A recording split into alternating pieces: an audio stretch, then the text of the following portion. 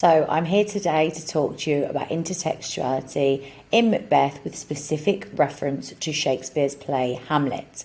So for those of you that don't know, Hamlet is another of Shakespeare's tragedies, and it was first performed just before Macbeth was written, a few years before Macbeth was written. And during Shakespeare's time, Shakespearean audiences would have been very familiar with the works of Shakespeare.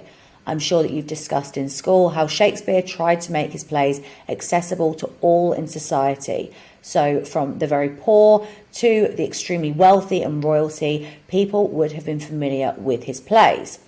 So when people went to see Macbeth, they would have noticed certain elements about it that were also in Hamlet, little Easter eggs, if you will, that Shakespeare placed within Hamlet. And intertextuality is essentially when a text makes reference to another text. There are, of course, other examples of intertextuality in Macbeth. There are intertextual references to the Bible, to Greek mythology, Roman mythology. But today I want to talk to you about the intertextual references to Hamlet. So the first one that I want to draw your attention to, and I think that this is really interesting because it gives us a real insight into Lady Macbeth and how evil she is. And this is in Act 1, Scene 5, before she has met Macbeth. When she receives the letter, she says, "Hie thee hither that I may pour my spirits in thine ear."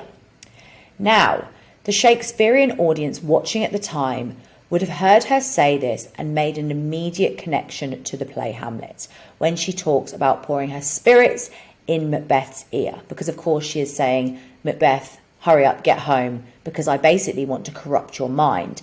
And that is what they would have understood, because essentially in the play Hamlet, Hamlet's father is killed by having poison poured into his ear.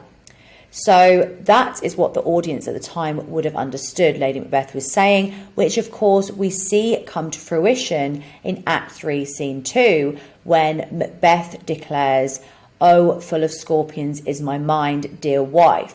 And of course, scorpions, what do they have? They have poison, they are venomous. So she has succeeded in corrupting and poisoning his mind. And this is a very, very clear allusion to Hamlet here, especially for those familiar with the play. As I said, the audience would have been. Now, the intertextuality with Hamlet does not end there. And a further intertextual reference to Hamlet can be seen when Macbeth himself in Act 1, Scene 7 says, "This even-handed justice commends the ingredients of our poisoned chalice to our own lips." And this is another direct reference to Hamlet because Claudius, Hamlet's evil uncle, attempts to assassinate Hamlet by poisoning a chalice, that's a goblet, a cup of wine, that's intended for Hamlet. However, his own wife, Hamlet's mother, drinks it by accident.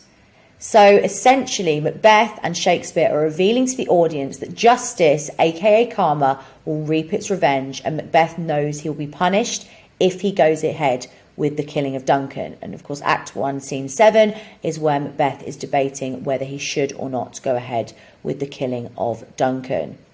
So basically, by using that intertextual reference, it's a very clear signal to the audience that Macbeth is going to bring about his own downfall, as Claudius did in Hamlet, because Claudius intended to kill Prince Hamlet through this poisoned chalice, however, ended up killing his own wife by accident.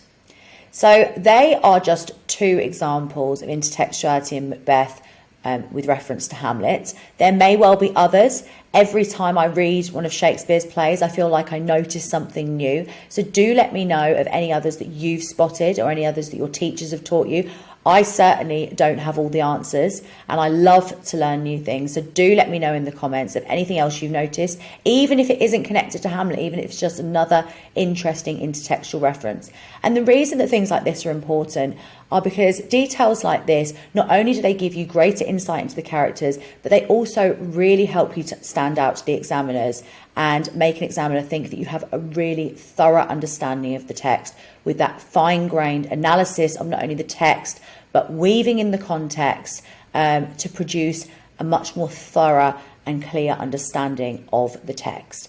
If you've enjoyed this video, do give it a like and make sure that you've subscribed so that you can keep up to date with more videos that I do intend to post to give you further insight and understanding to really impress the examiners ahead of the exams.